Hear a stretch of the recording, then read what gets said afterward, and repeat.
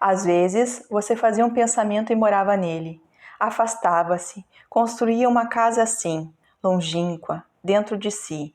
Era esse seu modo de lidar com as coisas. Hoje, prefiro pensar que você partiu para regressar a mim.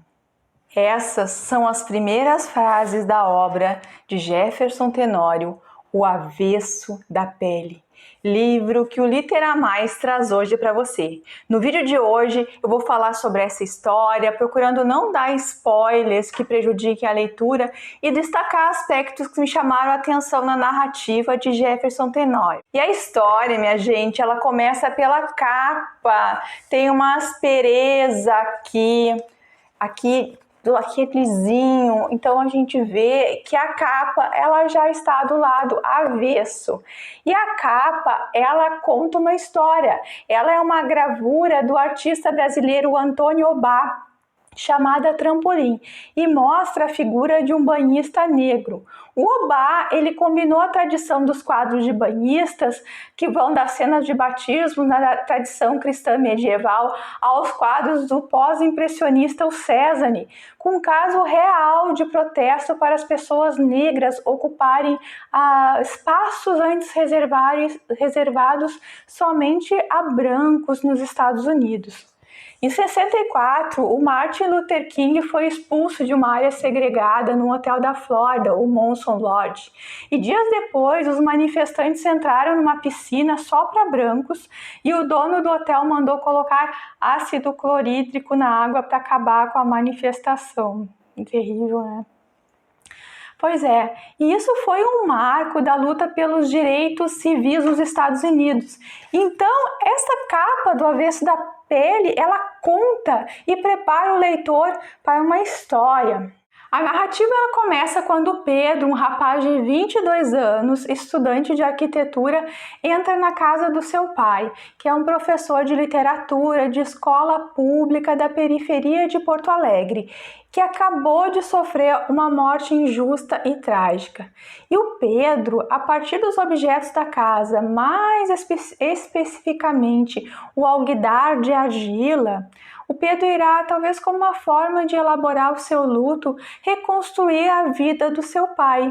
Os objetos que ele encontra na casa são fragmentos de uma vida que já não é, mas a cabeça do Pedro, o narrador, também ela está fragmentada pela morte trágica e por todas as narrativas fragmentadas que ele sabe da sua família, dos avós, dos pais principalmente.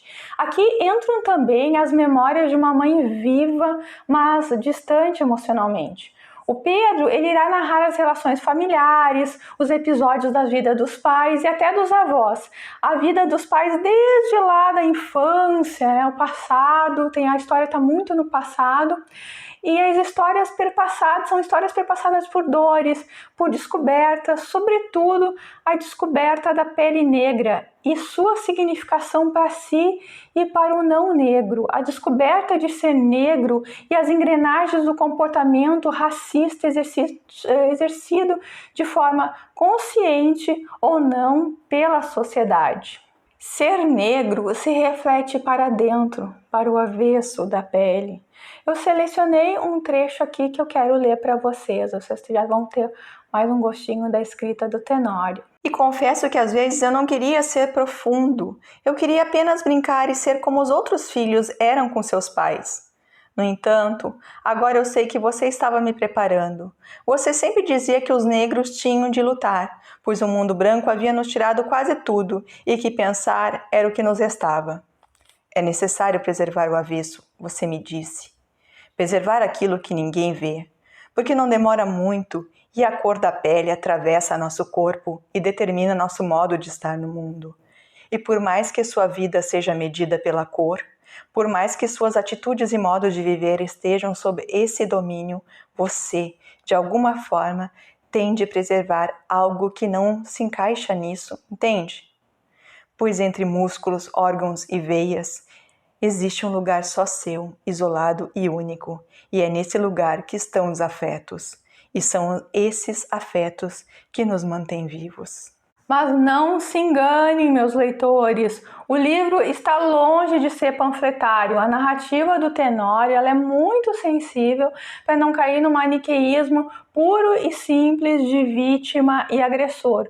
O racismo ele é tratado como algo muito entranhado na sociedade, que o autor vai pouco a pouco mostrar as suas engrenagens. As personagens elas têm uma história complicada de vida e não são nem heróis e nem vilões. O narrador Pedro é muito objetivo ao falar da vida do pai, não há idealização. Existe sim uma emoção do narrador, afinal ele está num momento de luto, um momento de tristeza, e essa emoção ela é oportuna e bem dosada na narrativa. A história do pai do Pedro se passa em grande parte em Porto Alegre, com as suas grandes avenidas, como a Protásio Alves e a Ipiranga, e parte da história se passa no bairro Bom Jesus, bairro que os porto-alegrenses carinhosamente chamam de Bom Já, onde o Henrique leciona. A história do Henrique, esse pai, retrata a condição de estafa e frustração de um professor de escola pública que ainda acredita que os livros podem transformar as pessoas. Sem ser um idealista, o Henrique acredita no ideal, e isso talvez foi o que fez prosseguir até a morte. Isso é logo as primeiras linhas do livro, tá? Isso não é um spoiler. Bom, eu vou conversar um pouco com vocês sobre a escrita do livro. Nós temos um narrador em primeira pessoa, Pedro, o filho, que simula uma narração em segunda pessoa, Henrique, o pai, a quem ele se dirige por você. E também temos a terceira pessoa, ou seja, os outros personagens, em especial a mãe do Pedro. Os personagens. O autor ele utiliza uma estrutura arquetípica de matriz africana. Eu achei isso fantástico, como mostra o trecho da entrevista que eu vou colocar aqui para vocês. Os meus personagens, eles sempre têm um orixá, assim, né? Então, o Henrique é filho de Ogum, o Pedro é filho de Xangô e a Marta é filha de Oxum. Enquanto eu estou, assim, fazendo assim os meus personagens, eu vou vendo que características assim eles têm e qual seria o orixá deles, né? Então tem também essa base também de matriz africana.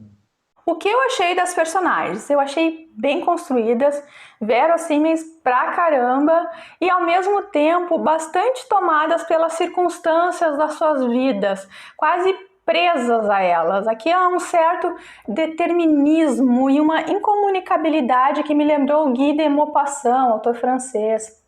Por exemplo, no conto do Maupassant, O Colar, as pessoas simplesmente, me lembrou esse conto, tomam decisões com base somente nas suas percepções, sem a comunicação com o outro. Então existe no livro do Tenório muitas decisões tomadas ao sabor do acaso, das circunstâncias, onde a comunicação é praticamente suprimida, que o leitor fica, poxa, mas não era só comunicar, né?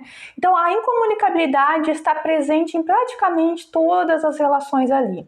Um trecho muito bom, um dos pontos fortes do livro, foi o namoro do pai de Pedro com a jovem ruiva Juliana.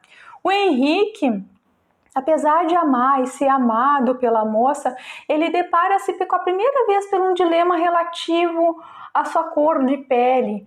Aparece uma situação ali hamletiana, né, nesse trecho da narrativa. Eu vou ler aqui um verso do Shakespeare que dá a tônica da angústia do personagem Henrique, o famoso ser ou não ser. Ser ou não ser, eis a questão. Será mais nobre sofrer na alma pedradas e flechadas do destino feroz? Ou pegar em armas contra o mar de angústias e, combatendo-o, dar-lhe fim? O dilema de comunicar claramente o que sentia frente a ser alvo de piadas e alusões maliciosas quanto à sua cor de pele, ou se resguardar em meio da assimetria que significava ser o único negro numa família de brancos, que numa tentativa também de buscar intimidade, claro que uma intimidade às avessas, diga-se, né? Tratava-o como desigual, inclusive sugerindo que revidasse com piada de branco. E tem mais de Hamlet na história desse professor de literatura. O Pedro, tal qual Hamlet, estabelece uma conversa com o fantasma do pai. Logo nas primeiras páginas, eu achei que eu ia me deparar com uma narrativa de carta, né? Uma narrativa epistolar, mas não é, fica mais no tom de conversa mesmo. Na voz de Pedro, o uso de você, ele ficou de certa forma meio repetitivo. Me incomodou um pouco no início, mas depois eu acostumei. O você, ele oscila com o possessivo seu e teu e os pronomes pessoais si e ti, e é uma construção comum na linguagem oral. Tem bastante oralidade no texto, o que enfatiza o tom de conversa.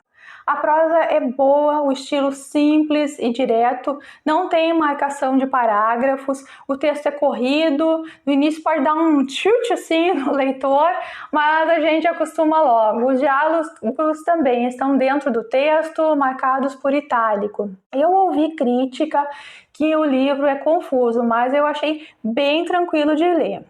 O tempo da história se passa a maior parte no passado, eventualmente tem presente ali no capítulo 2, quando o Henrique está na escola e também no confronto policial ali também é tempo presente, mas os tempos verbais mesmo estão no passado, né? Um resgate de memória e construção de memória. E sobre a personagem Pedro, eu achei ele muito explicativo ao longo do livro, o que pode desgostar leitores menos acomodados, que preferem que mostre ao invés de contar, deixando o leitor mais livre para supor. O Pedro também se mostra às vezes um narrador onisciente, principalmente quando tratou de detalhes muito íntimos da vida dos avós e dos pais, que são detalhes que mesmo pais bastante abertos com os filhos tendem a ocultar. Isso pode causar certa estranheza pelo fato de o leitor ser informado do distanciamento físico e emocional que o Pedro tem com os pais. Porém, na primeira página da narrativa, nós leitores já ficamos sabendo que tem espaço para invenção aqui. Em silêncio, esses mesmos objetos me contam sobre vocês. É com eles que te invento e te recupero. É sutil aqui, leitores. Se passar rápido, já era. Mas no fim, esse espaço para invenções é bem reforçado, como mostra esse trecho, que eu vou ler para vocês. Para isso, não me limito ao que vocês me contaram, nem ao que estes objetos me dizem sobre você. Não acho que devemos lidar apenas com a lógica dos fatos. Prefiro uma verdade inventada, capaz de me pôr de pé. Eu sei que essa história pode estar apenas na minha cabeça, mas é ela que me salva. O professor Henrique se dedica para que os alunos cresçam através da literatura. Tem uma cena muito bonita nesse sentido. Gente, construção da personagem Marta, mãe de Pedro, ela é bem interessante. Ela, por exemplo, em mais de um momento, ela critica o movimento negro, o que contribui para enriquecer o livro através das múltiplas abordagens. Nós temos as visões positivas e negativas pelos vieses das personagens. Eu mesma fiz um trabalho, faz uns 15 anos já, junto às mulheres líderes comunitárias negras, e já se falava nas questões que o livro aborda, inclusive a reflexão crítica de fora e de dentro do movimento negro, e que felizmente hoje elas têm bem mais espaço do que aquela época. Claro que ainda se tem bastante chão para trilhar. E o autor, ele traz isso tudo para a literatura assim, de uma forma que eu achei muito assertiva. Um outro aspecto interessante do livro foram as referências musicais e culturais dos personagens.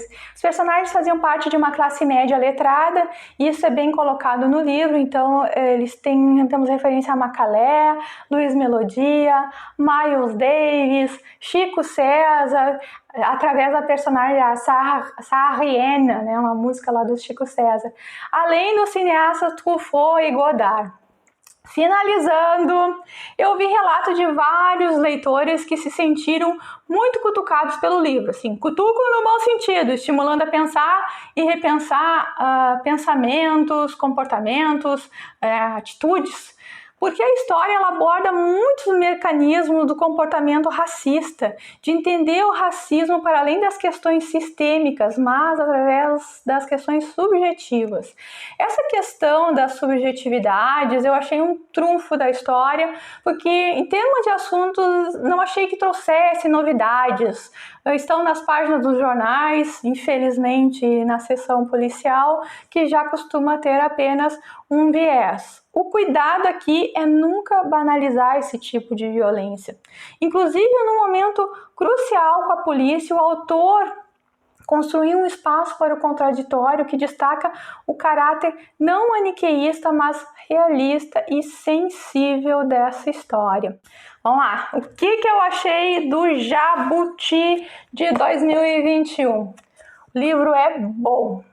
Não achei um livro excepcional em termos de prosa e estilo. Ele tem potencial para cativar leitores mais jovens e leitores maduros também. Os maduros têm mais chances de se antecipar aos desdobramentos narrativos, mas com certeza não vai lhes tirar o prazer da leitura. Para mim, foi uma leitura prazerosa, tranquila e dolorida pelo tema.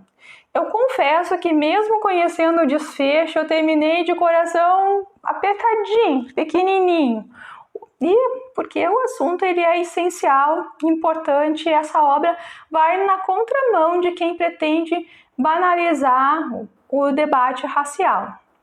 Fica aqui que por mais que sejamos empáticos, nunca estaremos na pele do outro, mas isso tudo não nos redime de ao menos tentar.